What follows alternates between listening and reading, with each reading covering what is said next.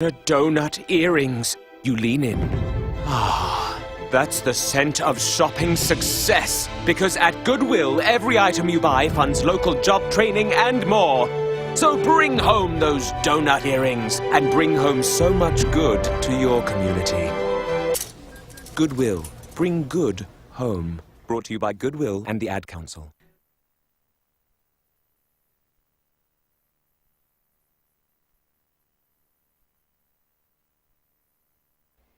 KSJE is supported by the Farmington Civic Center, bringing a wide variety of live entertainment to the Four Corners. Country music, classic rock, and ballet, all on stage this fall. Also, on-stage theatrical performances of The Rocky Horror Show and the holiday classic A Christmas Carol. Find out more online at fmtn.org/shows.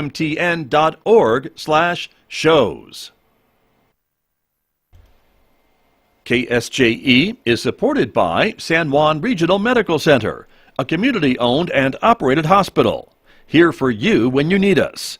From emergency care to routine checkups and screenings, caregivers are here and ready to provide the safe, high-quality care you need close to home. Online at sanjuanregional.com with the latest health information and resources to help you live life better here.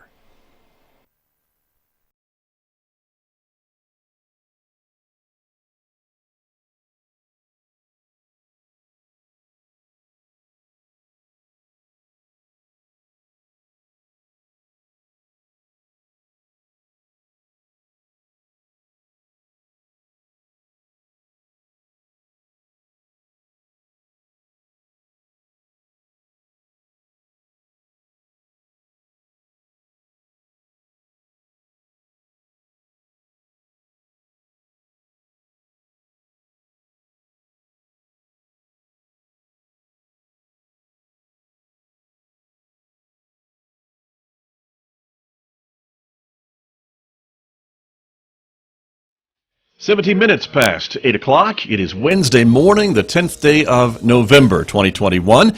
Good morning, everybody. I'm Scott Michlin, and thank you for tuning in this morning to KSJE 90.9 FM here in San Juan County, New Mexico, 103.3 FM in Southwest Colorado, and everywhere else, of course, on planet Earth from our website, KSJE.com. We welcome also our viewers who are watching this visual radio program.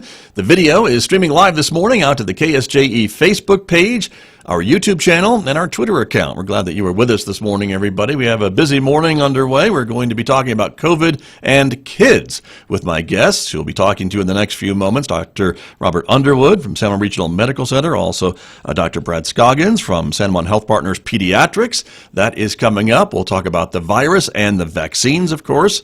That conversation begins in the next few moments right here on KSJE. Later on this hour at 8:50 a.m., we'll be checking in with Ron Price for another good lesson about life in the sandbox. We're all in this together, and this week he's talking with me about CIV, that critical inner voice. More on that coming up later on this hour on KSJE. Next hour, Mick Hess will take us roving with the arts. Mick is featuring some Tchaikovsky on the program today. It is a 90-minute version of the program because that'll take us to 10:30. And right on Four Quarters, our local and regional author program. And this week, author Marty Engelhardt from Silver City is speaking with Tracy Hales-Vass about her latest book, Death in a Desert Garden. You'll hear that conversation today at 10:30 right here, of course, on KSJE. Don't forget, you can also connect with us on our Instagram page in addition to our other social media platforms. And if you're a podcast person, we invite you to connect with us on our podcast platforms as well. You can subscribe to KSJE for free wherever you listen to podcasts, so check us out there. And of course, we always tell you that visual radio can take you places. A pretty cool sunrise this morning at the top of the Wolf Creek ski area that I wanted to share with you this morning. So let's take a look at that because it's a pretty nice shot with the snow blowing around, some clouds, and the sun trying to peek through, and some blue sky there as well. That is the summit of the Wolf Creek ski area. Current temperature, by the way, 21 degrees there on top of the mountain. They're on their way to a high today of 31 and an overnight low tonight of 18 degrees at Wolf Creek, with some sun and snow forecast throughout the day. Back here in San Juan County, we're expecting a sunny but windy day today, with maybe a chance of a 40-mile-per-hour gust this afternoon. Today's high here in Farmington, 58 degrees. Overnight clear with a low of 32. Sunshine, less wind we hope tomorrow, with a high of 58 on Thursday. 61 for a high on Friday. 63 on Saturday, near mid-60s for Sunday and Monday, with some partly sunny skies and overnight lows in the 30s. Well, let me turn to my two guests who are joining us on the telephone this morning, as we mentioned, from San Juan Regional Medical Center, Dr. Bob Underwood, Dr. Brett Scoggins, both on the phone with me this morning. Gentlemen, good morning, and thank you for patiently waiting for me to introduce you. Thanks, Scott. It's really good to be here. Thank you. Thank you very much. And Dr. Scoggins, thank you for calling in as well. Yes, happy to be here. Thanks, Scott. Thank you very much. Dr. Underwood, let's start with you, if you don't mind. Give us kind of an idea of the conditions today at the hospital. We know that San Juan Regional has enacted that critical or crisis standards of care, and your patient numbers have been very high. Can you give us kind of an update of how things look today? Yeah, absolutely. So this morning we have a grand total of 178 patients that are in the facility. 87 of those are either COVID positive or waiting for a test to come back to show whether or not they're COVID positive. Our primary ICU has 14 beds. All of those are full with COVID patients, and 12 of those are on ventilators. Our intermediate care, which is kind of a step down from our ICU, has 7 of 9 beds that are currently full. So very full of COVID patients. We have 7 patients as of this morning that are in the emergency department still waiting for a bed to move into. And as you said, we have declared crisis standards of care at the facility, and really a lot of that has to do with bed capacity and bed staffing availability. Right. And talk to me a bit about the ability to transfer patients out, I guess, to make more room if you need more room. And that was something we have talked about in the past when cases have been as high as they are, I think, these days. But it sounds to me like maybe other facilities are also seeing high numbers of patients, and so they may not be able to take any transfers from San Juan Regional Medical Center. Is that still the case across the region? Yeah, absolutely, Scott. And in fact, I just got off a call around our regional hospitals that are here in the northwest corner of New Mexico, and all of them are reporting the same circumstance, that they're having great difficulty of transferring critically ill patients out of their emergency departments if they do not themselves have room in their facilities to house them. We talked to one of our local hospitals who actually said that the first available bed that they could find was all the way out in Plano, Texas. And they did end up transferring a patient out there. But in general, it's taking many, many calls, hours, or just getting an absolute no response. Because everyone in the state is feeling this crunch just like we are. And those patients end up having to house and wait for the next bed to open now before they can move out of the emergency department. So you're absolutely transferring out critically ill patients, and that's regardless of diagnosis. It's not just the COVID patient. That could be a trauma, a heart attack. We take care of STEMIs or heart attacks here, but various critically ill patients that have various diagnoses are in the same boat in terms of that transfer capacity or lack thereof.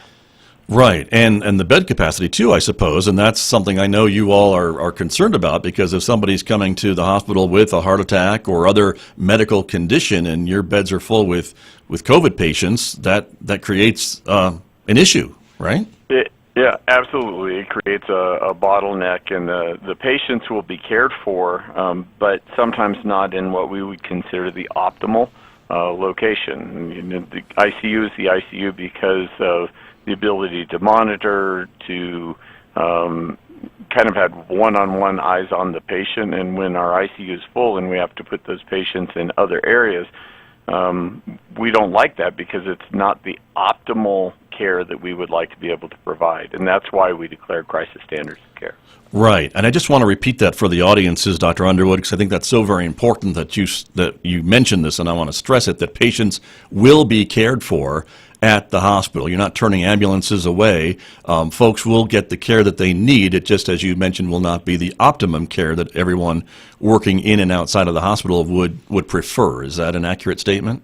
That's absolutely spot on. We turn nobody away. We care for everyone we can. The waits in the emergency department waiting room can be very long right now, but we're still caring for the patients that come in. The heart attacks. Like I said, STEMI is short for ST segment elevation myocardial infarction, which basically is the primary kind of heart attack that you would see. And we take care of those absolutely. Our cardiac cath lab is still open, functioning. It's really after that primary care is, okay, where are we going to put that patient in a bed based on limited space availability? Very good. Well, thank you for, again, explaining that to our audiences. I really appreciate that. And Dr. Scoggins, I'm going to come to you in just a moment, but I just also wanted to ask Dr. Underwood, again, I think the numbers we've seen about the patients that are coming in, the COVID patients that are coming in, still the vast majority of those that are hospitalized are the unvaccinated patients. Is that still correct this week? That's absolutely correct. We just ran the numbers within the last couple of days and made it more current. So as the vaccine has been more and more available, 91% of the patients that have COVID in our facility are unvaccinated, which means we have 19% of the patients in our facility are vaccinated and end up being hospitalized. But when you compare that to a population that's 72% or more vaccinated, then that 28% of our population that haven't been vaccinated are making up 91% of our hospitalized patients. And that's significant, obviously, and that's the numbers, and so that's where we are. Dr. Scoggins, let me turn to you a little bit about kids and the patients that maybe you are seeing, or maybe parents that you're hearing from about their questions about COVID and what precautions to take for their children. And we'll talk about vaccines in just a moment. But can you give us kind of an update on at least some of the things you're hearing in your times with patients or their parents? Yeah, happy to, Scott. Thanks. And I think that last bit there from Dr. Underwood is going to segue nicely into a discussion about vaccines and kids, because that is probably the number one question that we're having right now.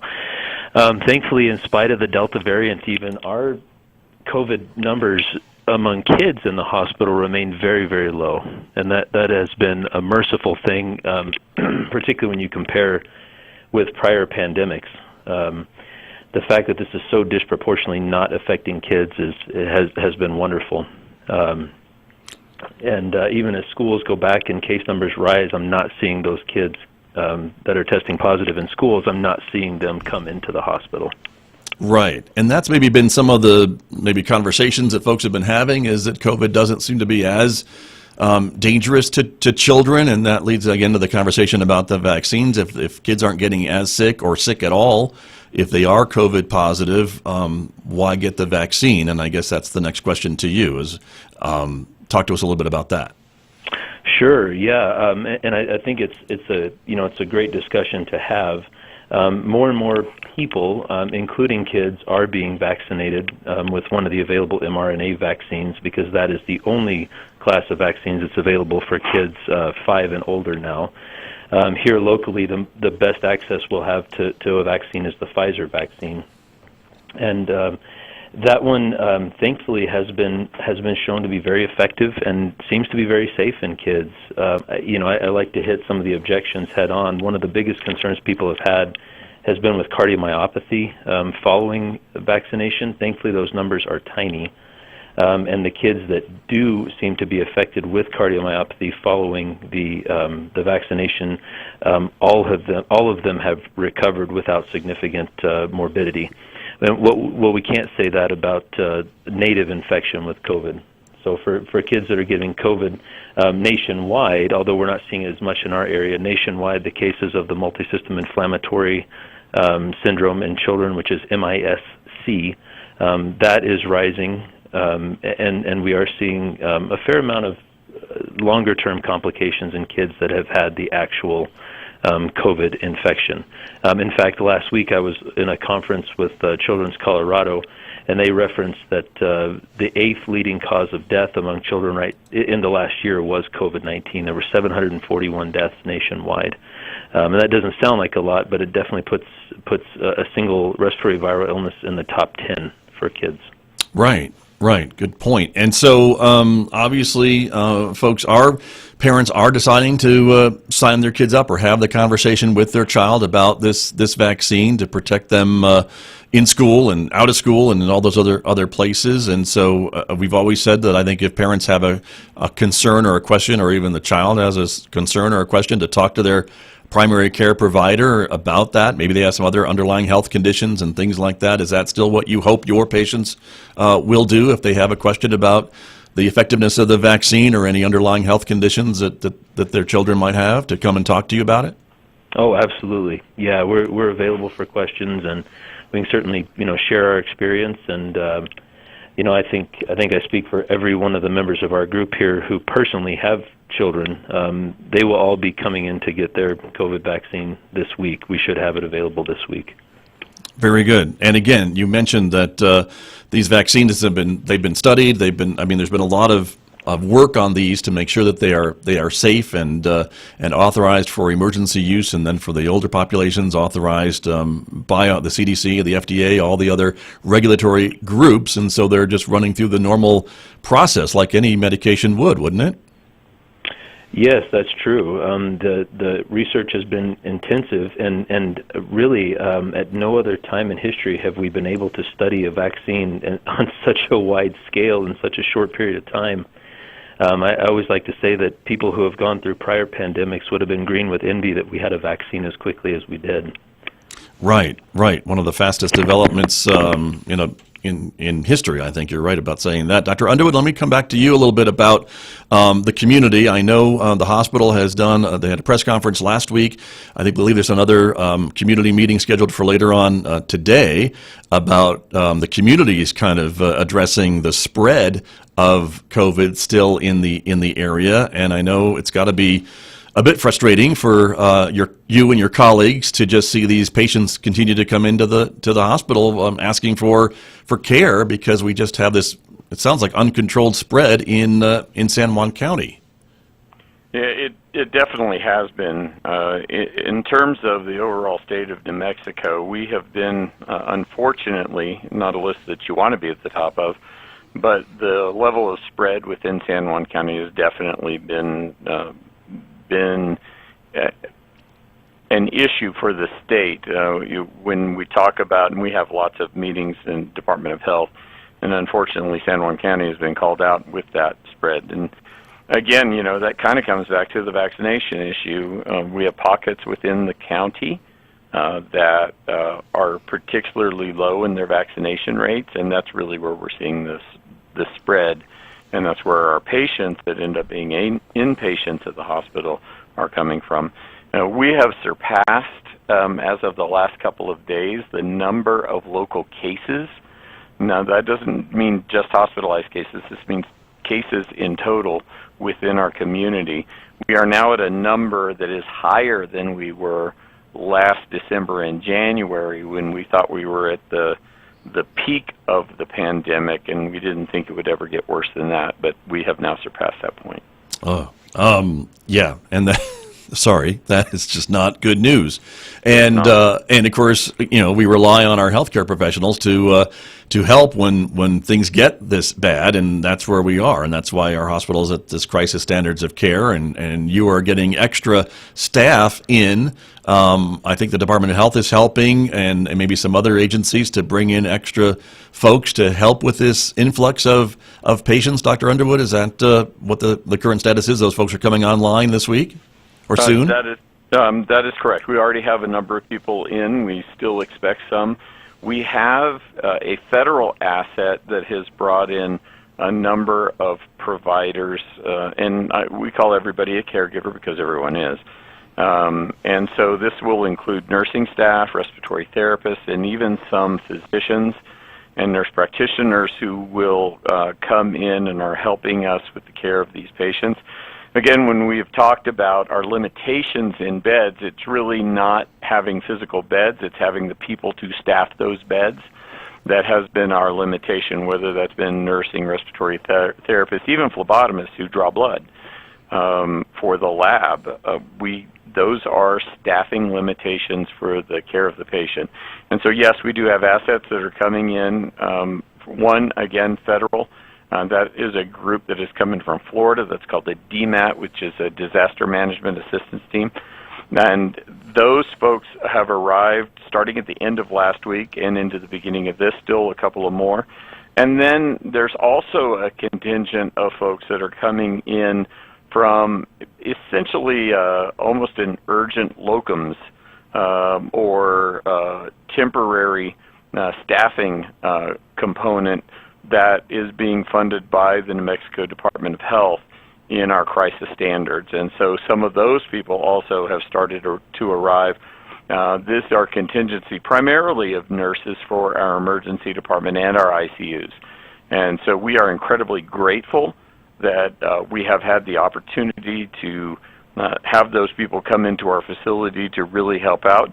It doesn't close all of the gaps that we have, but it has definitely provided a little bit of relief in terms of being able to take care of the patients that are here. I don't know if you remember, but a couple of weeks ago, the number of people that were being held in the emergency department in the morning was sometimes a dozen or more.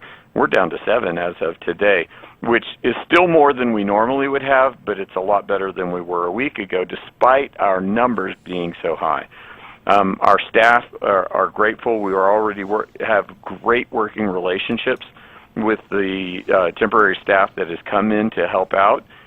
They have come in eager to work, eager to help out, and we are seeing that they are very, very well trained, and their competency for caring for these patients is really stellar. So we couldn't be happier to have that extra help here for us. Good to know. It sounds like they are able to hit the ground running and maybe provide some also breaks for your other staff, who I imagine have been working some long hours and maybe long days without a break during this whole time. So that helps them as well, I would think. Yeah, absolutely, Scott.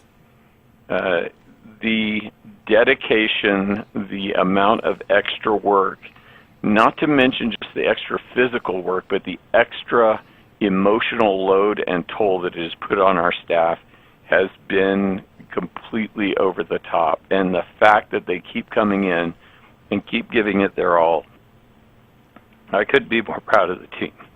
Well, and we appreciate all their efforts, and we know it's been a long haul, and it's not over yet, unfortunately. I do want to put a plug in for this community town hall that the hospital is putting on this evening. It is a virtual event on it's a WebEx, and San Juan Regional is sharing the link and all the other login information, and we'll do that too on our social media platforms. But I just want to let the community know that is planned for 7 to 8 p.m. tonight, this evening, including San Juan Regional Medical Center CEO Jeff Bourgeois, Dr. Brad Greenberg, a regular guest on this program, who is the emergency medicine physician at the hospital, Suzanne Smith, the chief nursing officer, will also be a part of this town hall, in addition to Farmington Mayor Nate Duckett, also Farmington Police Chief Steve Hebe, and representing San Juan County, Commissioner John Beckstead and San Juan County Sheriff Shane Ferrari will be a part of this. And from the New Mexico Department of Health, Dr. Laura Parajon will be also on this community town hall tonight, again, 7 p.m. It's a virtual town hall. You can log on from any device, and again, we'll be sharing all that information on our social media platforms. But again, Dr. Underwood, how important is it to get these other representatives from communities who were there last week, too, at this news conference? We heard from the mayors, I think, of Farmington, Aztec, and Bloomfield, as well as a lot of other folks from the community, of just how important it is with this spread and the resources that are being strained, not just at the hospital, but I would think in other areas as well, and in the city and county. Yeah, absolutely. I think that there's a couple of components to that. One is a message of solidarity. That, these are the leaders of our community, and we're all in this together. It is about the health of our community and what we can do to take care of our community as a whole. So to have Mayor Nate Duckett on and to have Steve Hebby on, I think it really helps share that message across the board that we're all in this together, trying to do whatever we can to take care of our community. So I think that that's really important. And yes, absolutely, it is a resource strain on the hospital, and we focus on that primarily because that's where the rubber meets the road, if you will. But it's a strain on all resources across the community, from our ambulance services to law enforcement. All of these things impact what we do as a community. It impacts our economy. It is really, and that's one of the things about pandemics. It is something that is well beyond just the healthcare resources, but part of the community as a whole. And how do we band together, and how do we lead the community to do everything we can to help control the spread? Right. Thank you very much, Dr. Underwood. Dr. Scoggins, I want to come back to you a little bit about, again, kids and vaccines, and now, of course, with the rollout of the vaccines for children ages 5 to 11. There was a tweet just this week from no one other than Big Bird that was a bit controversial. I'm still trying to wrap my brain around why Big Bird can be controversial, but it was. But again, for parents that have some concerns, the risks, I guess, of even a young person contracting COVID and getting a severe case. As you mentioned, we've had almost 800 deaths of children from COVID-19 in the United States, have we not? Yeah, that's the last data that I heard in the conference last week. Got you. And so, again, the risks, I guess, of not being vaccinated seem higher than the risks of getting vaccinated. You mentioned the heart issue, which is minimal from the studies that have come back, right, from some of these younger people getting the vaccine and having that type of a reaction. Yeah, that's correct. Obviously those children, if they do develop, cardiac issues related to the vaccine, they're followed very closely, and heart function seems to be completely restored within a matter of weeks in most cases.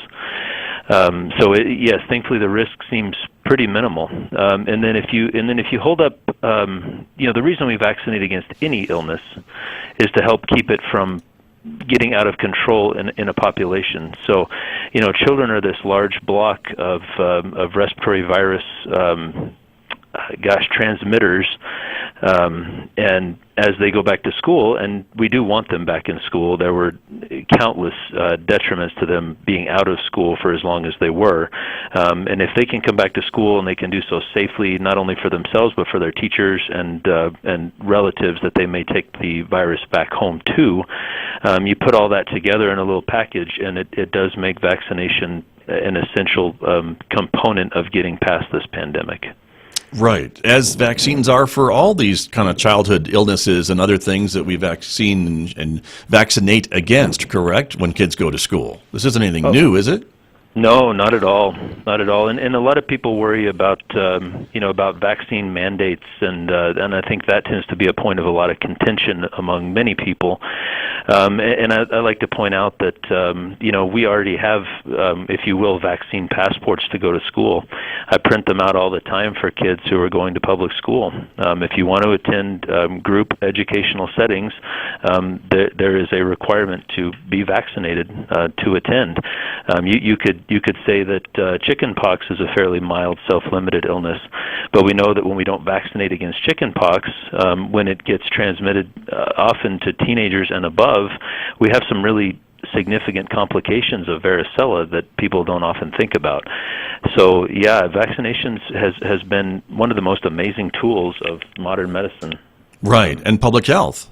And public health. Yep. Indeed. And I know that was a big conversation almost a year ago about kids not being in school and everyone wanting to and arguing that kids needed to be back in school, and now they're able to be back in school with this one request to wear a mask and to be vaccinated. I guess that's two requests, but to be vaccinated, and that really is the kind of the way forward, and to get back on the playing fields or the courts and athletics and band and choir and all those things that we want kids to be able to do in school seems to be the way forward would be to be safely vaccinated and be able to gather once again in groups to do those things. Yes, arguably that's the better way. Yeah, even just the time lost and how miserable this infection seems to be, I think the safety of the vaccine has been well proven, and gosh, if you can avoid a nasty cold at the very least, that would have you out for a couple of weeks. That alone may be a reason for some people. Right. Very true. Very true. Well, gentlemen, I really appreciate both of you joining me this morning to talk about, again, the current conditions of COVID-19 in our community and how the hospital is dealing with that. Some of the questions that I know parents may have about the vaccines. Dr. Scoggins, I appreciate you being on the program as well to talk about that. And as you mentioned, it sounds like you're available to answer any other specific questions that maybe folks might have, or they could talk to their primary care physician or their pediatrician to really help set their minds at ease about the way forward out of this, correct? Yeah, absolutely. Very good. Well, thank you. Dr. Scoggins from San Juan Health Partners Pediatrics, thank you for being with me this morning.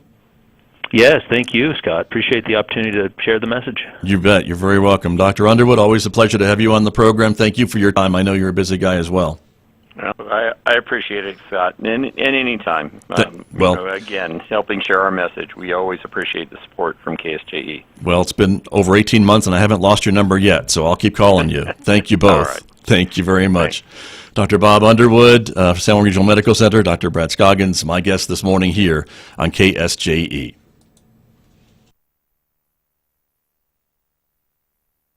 KSJE is supported by the Farmington Civic Center, bringing a full slate of entertainment to Farmington and San Juan County. Charles Dickens, A Christmas Carol, Tuesday, December 21st at 7:30 p.m. The Farmington Civic Center, 200 West Arrington in downtown Farmington.